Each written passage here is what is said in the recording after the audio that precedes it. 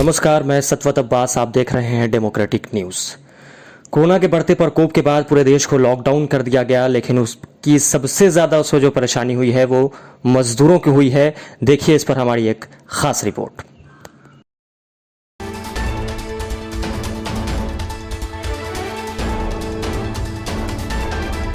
Corona के बढ़ते प्रकोप के बाद पूरे देश को लॉकडाउन कर दिया गया, तब जिंदगियां ठहर सी गई।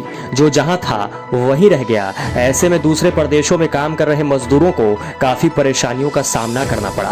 पहले तो इन्हें भी लगा कि शायद लॉकडाउन वाले फरमान का हिस्सा ये भी हैं, लेकिन जल्द ही उनका ये भ्रम टूट गया। जल्द ही उन्हें सारी हकीकत समझ आ गई। बड़े लोगों से फैलाई गई इस बीमारी का खामियाजा इन गरीब मजदूरों को भुगतना पड़ा। न तो खाने का सामान बचा, न राशन खरीदने का पैसा। तब इन्हें शहरों की हकीकत समझ आ गई। तब इन्होंने शहरों से घर लौटने की ठानी। किसी ने साइकिल से घर जाने की ठानी, कोई ट्रक पर भेड़ बकरियों की तरह सवार होकर घर को चल पड़ा। जिसे कोई साधन नहीं मिला वो पैदल ही चल पड़ा। अब उसे कुदरत की मार कहा जाए या इंसानी गलती, दोनों में मरमर के जीने को गरीब बेबस हैं। भारत में कोरोना को लेकर जैसे ही लॉकडाउन हुआ तो सबसे भयावह स्थिति दिहाड़ी मजदूरों की हो गई। ये मजदूर अपने प्रदेश से दूर दूसरे प्रदेशों में रोजगार दिहाड़ी कर अपना और अपने परिवार का भरण पोषण करते थे। आज वे भूख के कारण बेहाल हैं। भूख ने इतना परेशान किया कि शहर में ठहरना मुश्किल हो गया। अब इन लोगों ने शहर छोड़ गांव का रुख किया। ऐसे ही एक मजदूरों की टोली भेड़ बकरियों की तरह ट्रक में जैसे तैसे मुश्किलें सहती मंजिल की ओर निकल पड़ी। हरियाणा से सासाराम पहुंचे ये मजदूर की हालत देखकर आत्मा रो देगी। भीषण गर्मी, ऊपर से तीखी धूप और भेड़ बकरियों की तरह ट्रक में भरे हुए लोग अपने घर सहरसा जा रहे हैं। अब सवाल यह है कि जब सरकार रेल से सबको ला रही है तो ये मजदूर कैसे नहीं आए। सवाल ये भी है कि आखिर जब ये मजदूर चार चार राज्यों की सीमा पार कर बिहार पहुंचे तो कोई भी राज्य सरकारों ने इनको घर पहुंचाने की व्यवस्था क्यों नहीं की। शायद आप इनकी मजबूरी सुनने में दिलचस्पी नहीं रखते होंगे, फिर भी सुन लीजिए इन मजदूरों की बेबसी। हरियाणा से ट्रक पर जा रहे हैं। हाँ। कहाँ जाएंगे? सहरसा। सहरसा जाएंगे जी।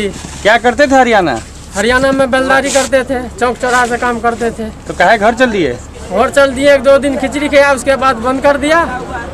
अब खिचड़ी खा के भूखे थे, हम सोचा चले जाएंगे, लॉकडाउन टूट जाएगा। लॉकडाउन टूटा नहीं।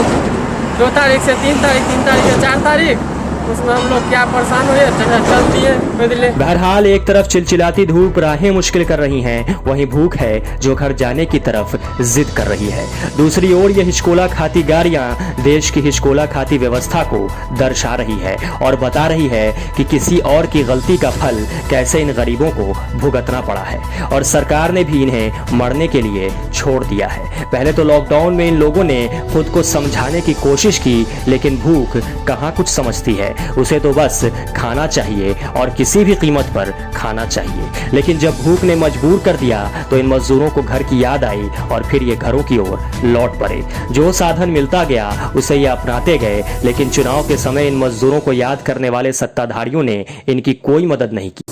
ये घर तो पहुंच गए, लेकिन इन्हें शायद नहीं पता कि उन्हें और परेशानियों का सामना सरकार के बनाए क्वारंटीन सेंटर में करना है, जहां इनके साथ फिर जानवरों जैसा सलूक होगा। ये मैं नहीं कह रहा, वहां के हालात और सुशासन राज का उदासीन रवैया बता रहा है। शायद इसलिए क्वारंटीन सेंटर में मीडिया कर्मियों के जाने पर पाबंदी लगा दी गई है, क्योंकि साहब के बदहाल व्यवस्था की पोल न खुल जाए।